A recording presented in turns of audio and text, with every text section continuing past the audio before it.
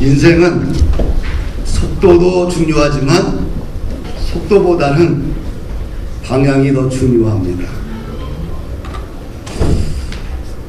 때로는 속도 때문에 비교에 의해서 스트레스 받고 가슴 아프며 살아가는 분들 많지요. 그러나 속도는 그리 중요한 게 아니에요. 방향이 병들면 인생은 언젠가는 무너져요. 속도도 중요하지만 더 중요한 것은 인생에는 바른 방향이다. 바른 방향만 정해지고 있다고 한다면 속도는 언젠가는 붙어요. 할렐루야. 많은 사람들이 방향을 중요하게 생각하지 않아요.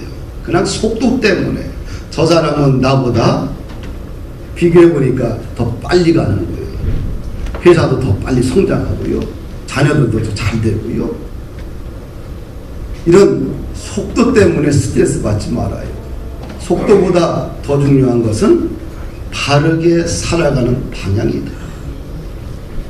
바르게 살아가지 않는 방향이 병들게 되면 그 속도는 나중에 다 무너지게 돼요. 속도만큼 더 깊게 추락하게 됩니다. 우리가 이 신년을 이렇게 시작하면서 어떤 각오로 시작을 해야 되느냐? 첫째는 하나님을 날마다 의지하자. 따라합시다. 하나님을 날마다 의지하자. 동방박사들이 예루살렘을 옵니다. 왜 왔을까요? 하늘에 수많은 별들 중에 빛나는 그 별이 있었어. 수많은 별들인데 그날따라 가장 찬란하게 왕성하게 빛나는 그 별이 있어. 그래서 그 별을 한번 따라가야 되겠다.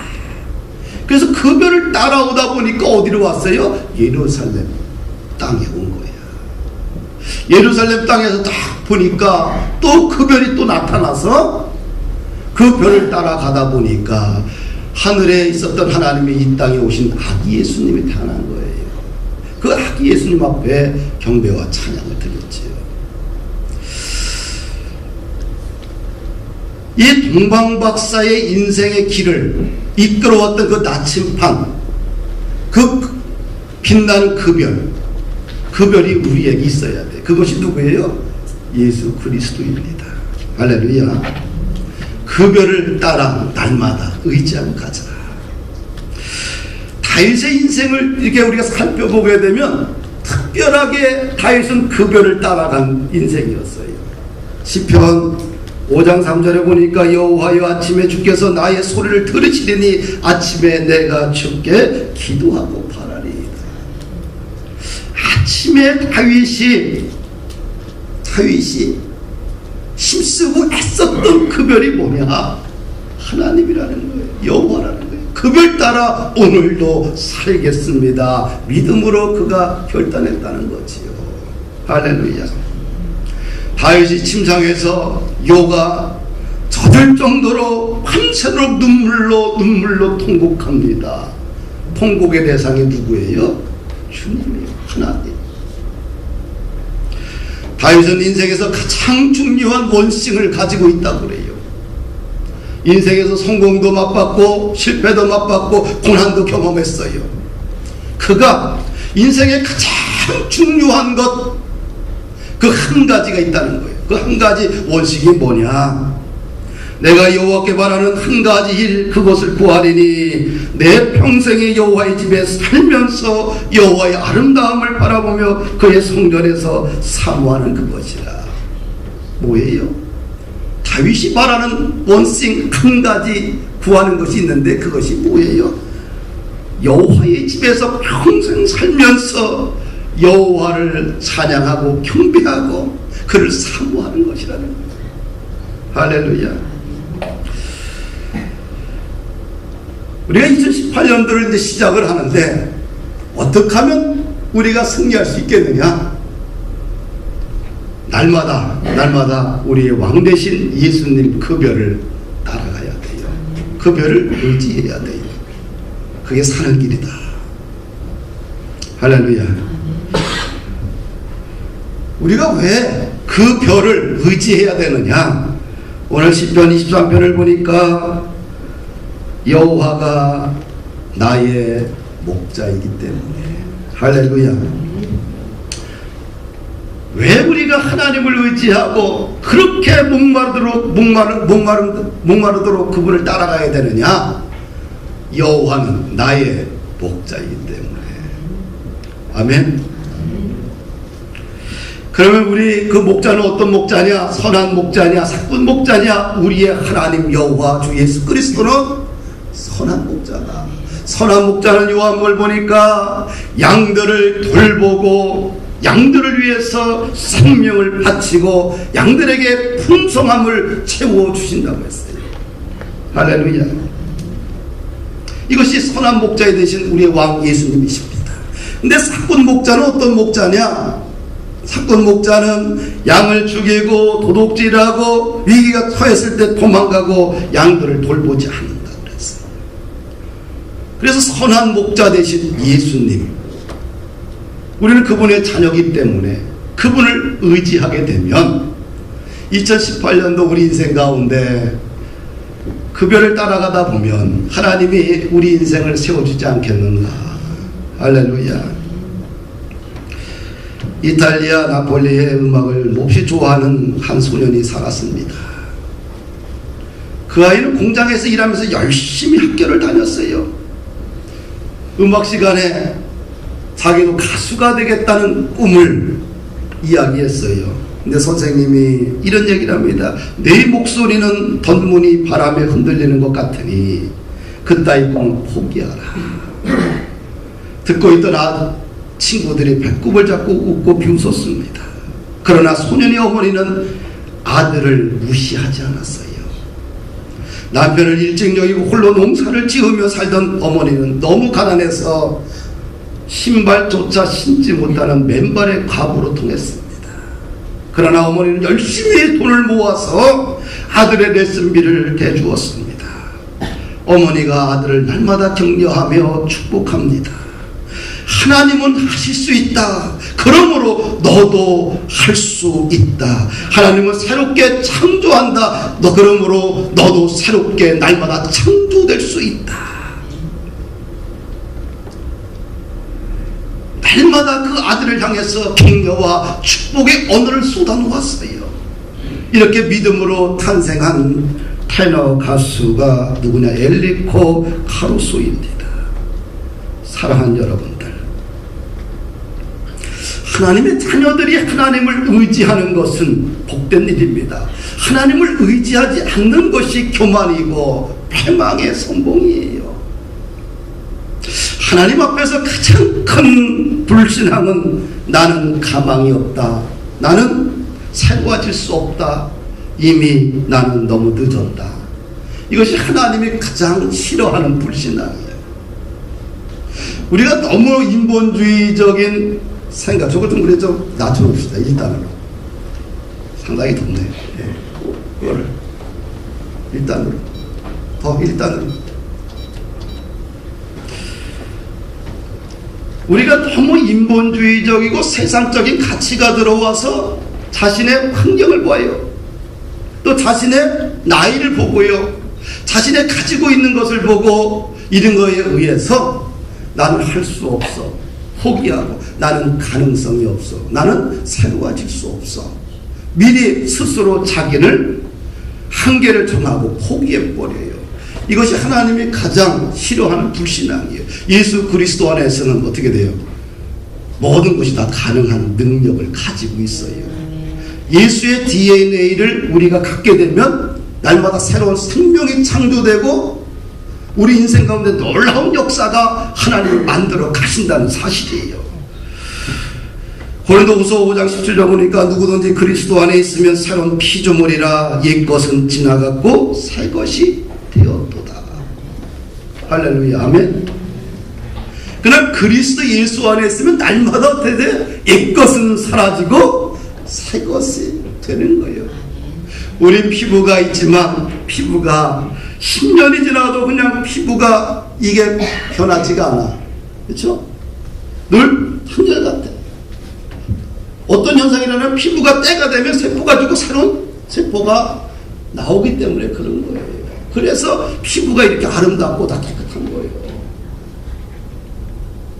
하여튼간 그리스도 안에 있으면 날마다 왜? 나는 새로운 피조물이 되었다.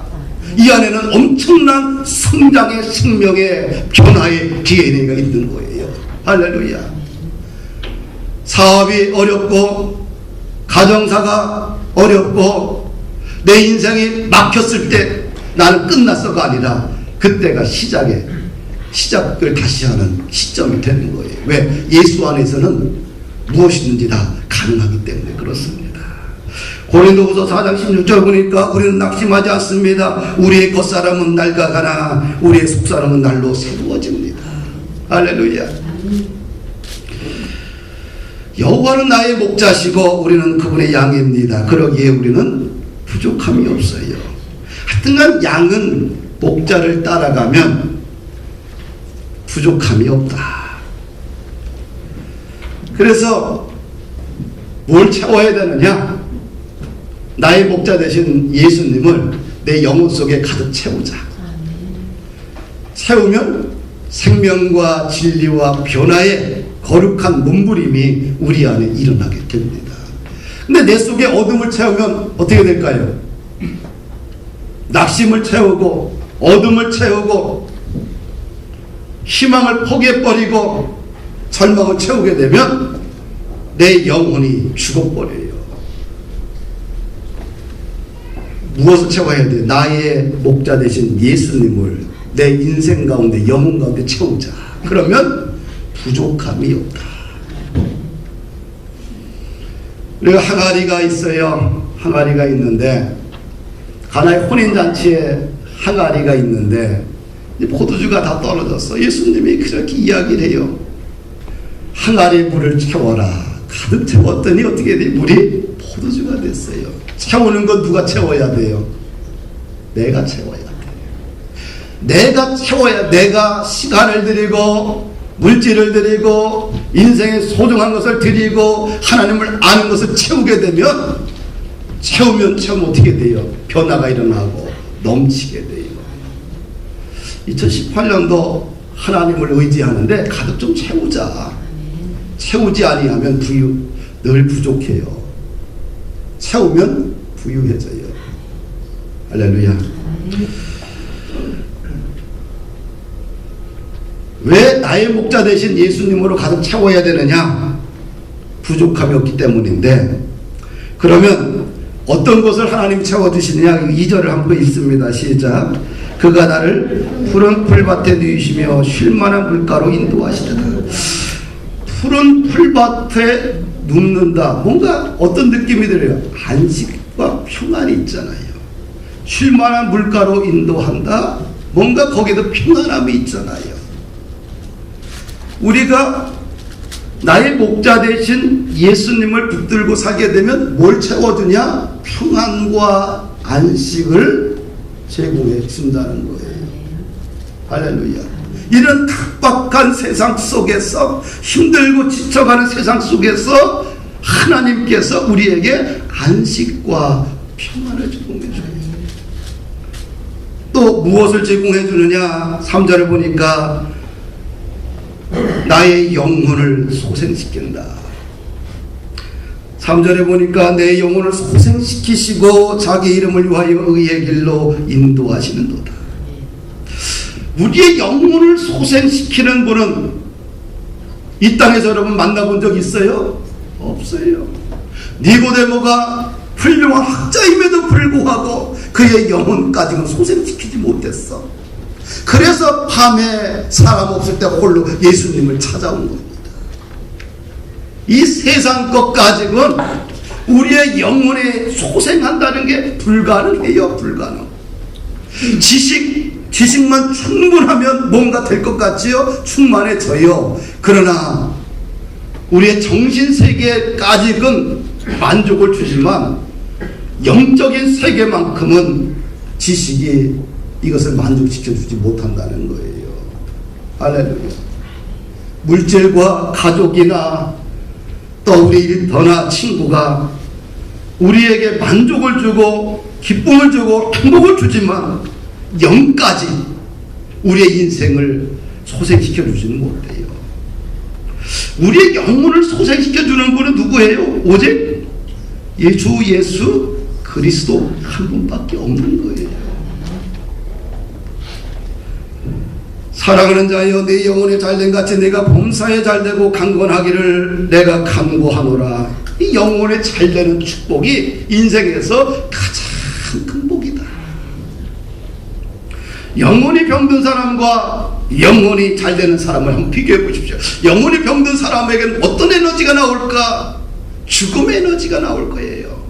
찌는 에너지가 나올 거예요. 병든 에너지가 나올 거예요. 사람을 살리는 것보다 죽이는 에너지가 나오겠지요. 근데 영혼이 기쁨으로 소생한 사람들은 뭐가 나올 거예요? 감사의 에너지가 나오겠고요. 할렐루야. 은혜의 에너지가 나오겠고요. 그냥 기쁨의 에너지가 나오겠고요. 그렇죠?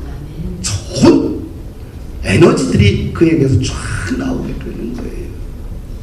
그래서 우리가 기도 중에 이 기도를, 내 영혼을 주여 소생시켜 주시옵소서. 영혼만 소생이 되면 그 사람의 눈동자와 얼굴의 모습과 몸가짐이 행동 반경이 다 달라져요. 왜? 영혼이 소생된 사람이 들어가면 건강한 에너지가 확 나오기 때문에 주변이 달라지는 거예요. 할렐루야.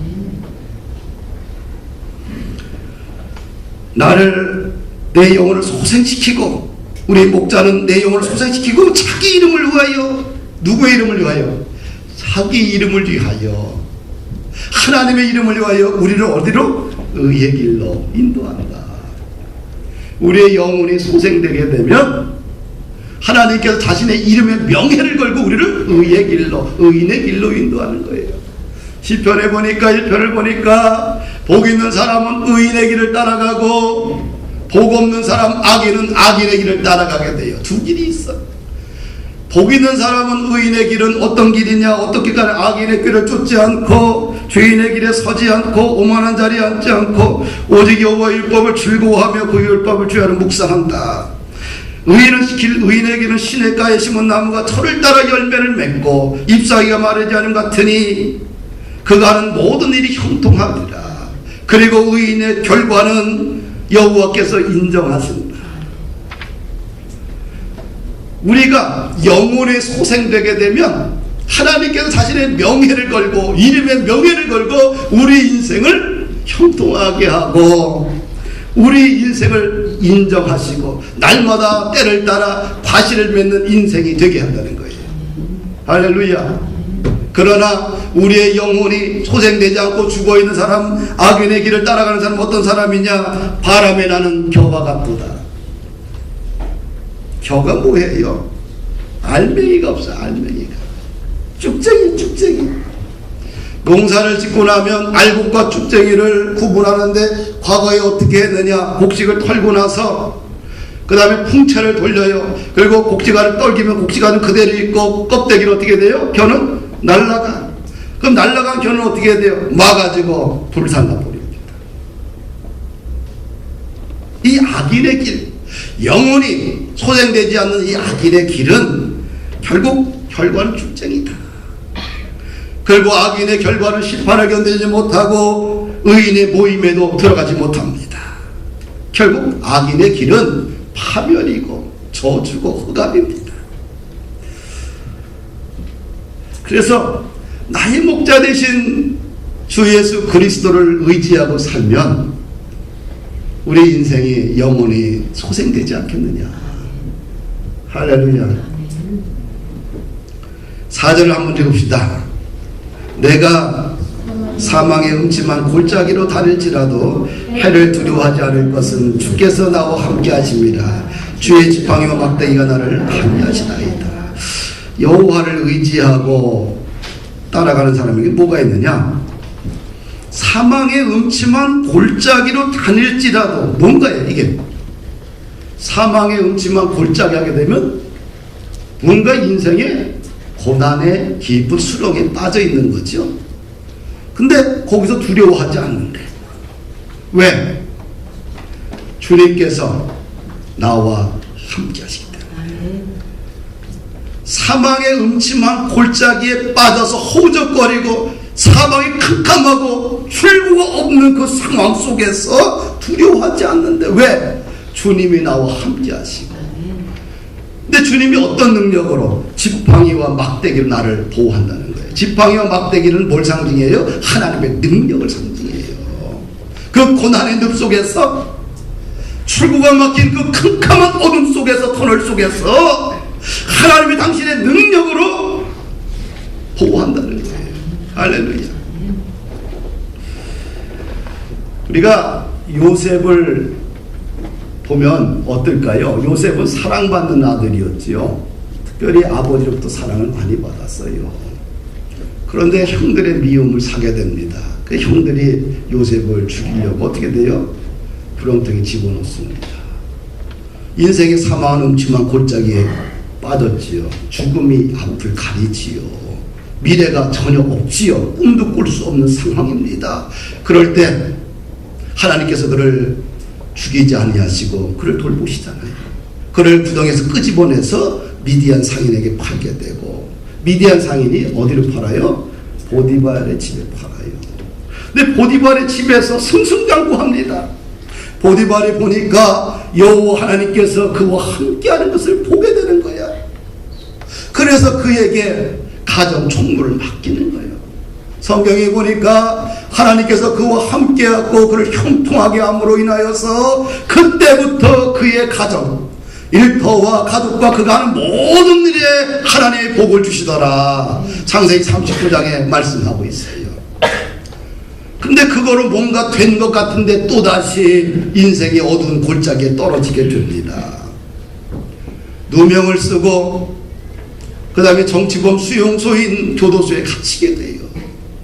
근데 간수장이 보니까 하나님이 그에게 함께하는 게 보이는 거예요. 특별히 간수장의 마음에 하나님께서 은혜를 주셔서 요셉을 감옥을 관리하는 사람으로 책임자로 세웁니다. 그가 감옥을 관리하니까 어떻게 돼? 이 감옥이 교도소가 아주 복을 받는 거예요. 우리가 사망의 음침한 골짜기, 이것이 질병일 수도 있고 인생의 사업의 무너짐이 될 수도 있고 가정의 폭풍과 같은 환란이 찾아올 수도 있고 내 인생의 좌절을 맛볼 수도 있지만, 그러나 그 속에서도 우리가 여호와 하나님을 믿게 되면 하나님께서 두려움을 다 뽑아내시고 하나님의 능력의 손으로 우리를 보호하신다는 거예요. 요셉도 보호하셨고 또 다윗도 보호했어요. 할렐루야. 5절을 함께 있습니다. 주께서 내 원수의 목전에서 내게 상을 차려주시고 기름을 내 머리에 부으셨으니 내 잔이 넘치나이다. 아멘. 주께서 내 원수의 목전에서 내게 상을 차려주었다. 원수 앞에서, 나와 원수지가 아닌데 그 사람 앞에서 나에게 거대한 잔치상을 차려준 거예요. 무엇을 의미할까요? 원수 앞에서 나를 세워줬다는 거예요. 인정해 주었다는 거예요. 원수 앞에서 나를 짓밟고 지렁이처럼 꿈틀거리게 하찮은 존재로 전락시킨 것이 아니라 나의 목자 되신 예수님을 믿고 따라가게 되면 원수 앞에서 나를 세워줬다, 인정했다는 거예요. 할렐루야. 우리가 나와 원수 관계에 있는 사람 앞에서 지렁이처럼 완전히 무너지게 되면, 인격적으로 존재감 자체도 사라지게 되면 얼마나 슬프고 그 인생이 얼마나 힘들겠어요. 그런데 여호와 하나님을 의지하게 되면 그 상황 속에서 나를 잔치로 초대한다는 거예요. 나를 세워준다는 거, 인정한다는 거예요. 그리고 또 뭐라 그래? 내 머리에 기름을 발로 부어주셨다. 기름을 부어줬다는 것은 아무에게 부어주는 게 아니라 당시 존귀한 사람들에게 부어주는 거예요. 원수 앞에서 하나님께서 존귀한 자로 세워주시고 인정해 준다는 거예요. 할렐루야. 하나님의 말씀 믿읍시다. 이게 다윗의 인생의 고백인 거예요. 그리고 23편 마지막 절 함께 읽습니다. 다윗은 이렇게 시편의 시를 이렇게 마감합니다. 내 평생의 선하심과 인자하심이 반드시 나를 따르리니 내가 여호와의 집에 영원히 살리로다. 아멘. 이런 하나님인데, 나의 목자가 이런 분인데 어떻게 내가 주님을 떠날 수 있을까? 여호와의 집에 나는 영원히 거하겠다라고 자신의 믿음의 결단을 하는 것을 봅니다. 그럼 우리는 우리의 목자는 이런 분인데, 그럼 우리는 어떻게 2018년을 결단해야 되느냐? 첫째로 매일 성경을 읽어야 돼요. 성경은 곧 하나님이에요. 그렇죠? 하나님이 보여요, 안 보여요? 우리 권영호, 우리 손원이 하나님 보여요, 안 보여요? 눈으로. 아, 그렇지. 안 보이지. 보인다고 하면 이 사람은 내가 볼 이단이요. 사이비고. 안 보여. 근데 이거 가지고 막 헷갈려 하는 사람은 이게 뭔가 문제가 있는 거예요. 그렇죠? 하나님 보여요, 안 보여요? 안 보이지요. 근데 안 보이는 하나님이 보이는 하나님으로 온 것이 뭐예요? 계시가 뭐예요? 말씀이요. 이것이 계시의 말씀인 거예요. 그럼 하나님이 곧 말씀이고 말씀이 곧 하나님이요. 그래서 하나님의 세계를, 하나님의 본성을, 하나님의 섭리를 알려면 뭘 봐야 되겠어요? 말씀을 읽어야지요.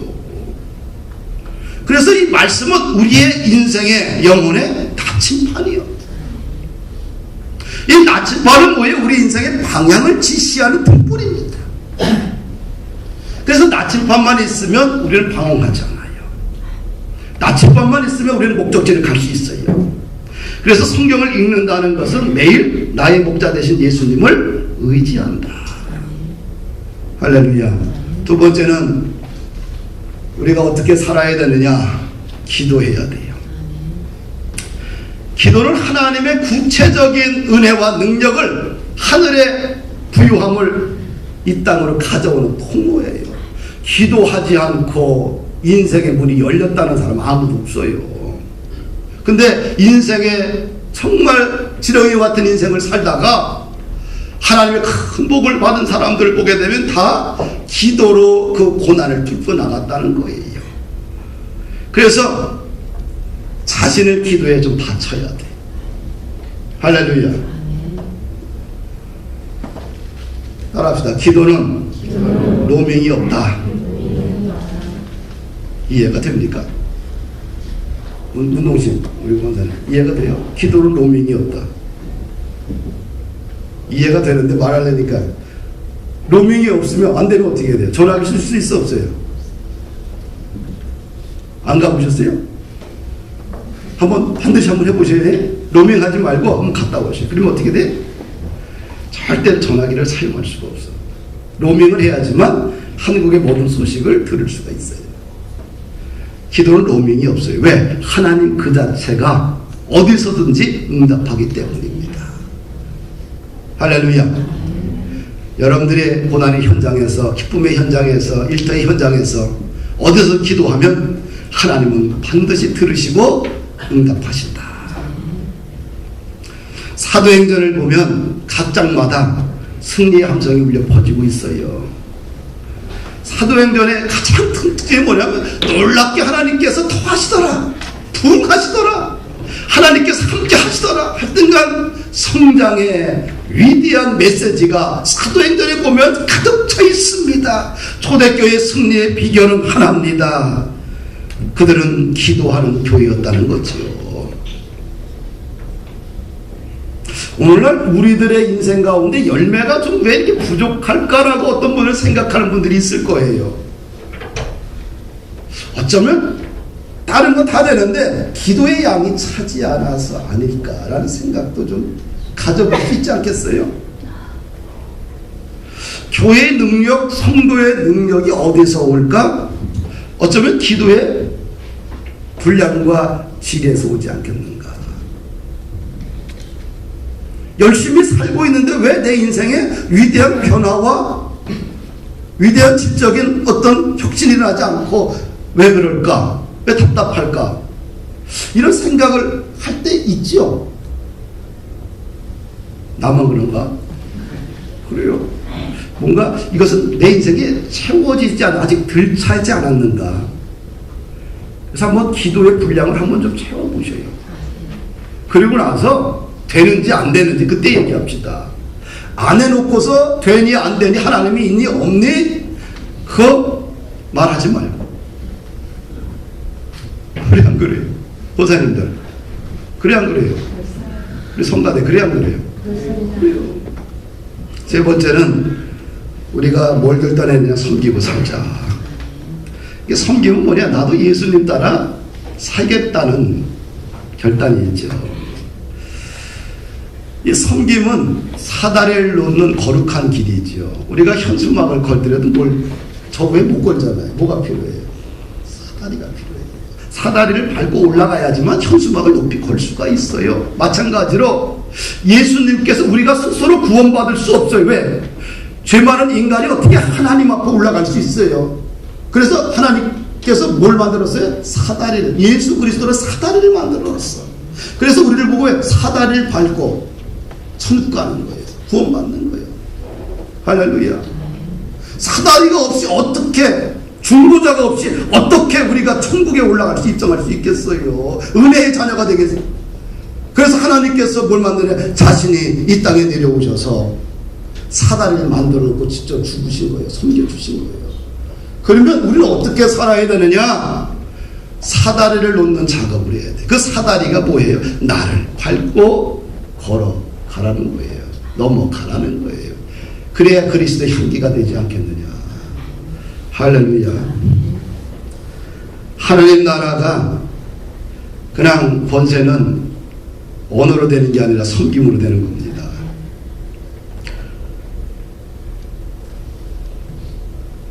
다섯 번째 우리가 한 가지 더 살펴볼 것은 뭐냐면 좀 목표를 위해 삶을 좀 바쳐야 되지 않겠느냐.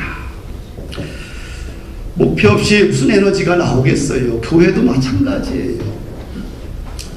우리 공동체 사명선 한번 좀 읽어보십시다. 같이 한번 읽어볼까요?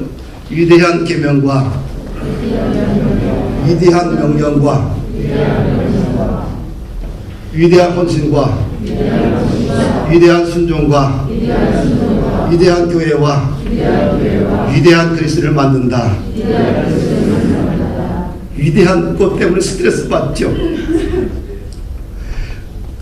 우리는 유명해질 수 없어. 다. 우리 교회에서 유명해질 수 있는 분은 내가 알기로 그렇게 많지 않아요. 최서영 장로님은 이미 유명해졌고, 최서영 장로님 빼놓고도 앞으로 유명해질 사람 많이 있겠지. 그런데 다 유명해질 수는 없어. 그러나 위대한 인생은 살 수 있다 없다? 있다. 유명한 인생은 살 수 없을지 모르지만 위대한 인생은 예수 그리스도 안에서 살 수 있다는 거예요. 할렐루야. 그러면 어떻게 하면 우리가 위대한 인생을 살 수 있느냐? 하나님의 계명에 헌신하고 순종해야 돼요. 하나님의 계명이 뭐예요? 사명을 위한 헌신문에 있지요. 하나님을 위한 위대한 계명이 뭐냐 하면 하나님을 사랑하고 이웃을 사랑하는 거예요. 하나님을 사랑하는 것이 뭐냐? 예배고, 이웃을 사랑하는 것이 뭐냐? 사역이요. 하나님을 어떻게 사랑해야 돼요? 내 전 존재를 다해 사랑하라. 이것이 첫째 계명입니다. 그래서 우리가 하나님을 사랑하는 위적인 표시가 뭐예요? 제사제도예요. 제사제도가 뭐예요? 예배인 거예요. 이 예배가 무너지면 인생이 무너지는 거예요. 사랑하는 성도 여러분들, 만약에 예배가 무너졌다, 그의 인생이 무너진 거예요. 내 인생의 첫 번째 자는 하나님을 사랑하는 건데 사랑을 뭘로 표현할 것이냐? 가장 중요한 것은 하나님은 제사를 통해서, 예배를 통해서 향기로운 예물을 받기를 원하신다는 거예요. 그래서 금년 안에 어떻게 돼요? 여러분들이 하나 예배에 빠지면 안 되는 거예요. 두 번째는 뭐예요? 위대하게 살기 위해서는 이웃사랑, 이웃의 필요를 채워주는 거겠죠. 이것이 사역이에요. 따라합시다. 새해보다 좋은 해는 너를 사랑해입니다. 이거를 하면서도 얼굴에 전혀 느낌이 안 오는가 봐요. 예? 우리 한번 옆 사람 얼굴을 보고 한번 해보십시다. 새해보다 좋은 해는 너를 사랑해입니다. 너를 사랑해. 사랑하고 살자는 얘기죠. 그 다음에 위대한 명령은 마태복음 24장에 있는 말씀인데 세 가지를 이야기합니다. 가서 제자 삼으라, 세례를 주라, 지키도록 가르치라. 이 위대한 계명에 헌신과 순종을 해야 돼요. 가서 제자 삼으라, 전도와 선교입니다. 주님의 유언에 목숨을 걸어야 돼요. 이것이 교회의 사명입니다. 세례를 주라, 이 말은 뭡니까? 소속하라는 거예요. 소속. 우리가 세례를 받는 것과 동시에 그 사람은 어디에? 하늘나라 백성이 되는 거예요. 소속되는 거예요. 주님의 생명책에 기록되는 거예요. 또 하나는 지상교회, 지역교회에 소속하라는 의미예요. 오늘날 가난한 성도들이 점점 많아집니다. 나는 하나님을 믿지만 교회는 싫다. 이거는 안고 없는 빵 것 같아요. 어항이 있지만 물은 있지만 어떻게 돼요? 어항 자체가 없는 사람 같아요. 그런 분들은 기독교의 예배의 교회의 본질 자체도 모르는 분들입니다. 지키도록 가르치라 뭡니까? 이거는 양육하라, 제자 훈련이죠. 그래서 우리 하원 아카데미도 있고 있으니 여러분들 금년 안에 열심히 배우십시오. 제자는 따라합시다. 제자는 훈련으로 태어난다. 할렐루야.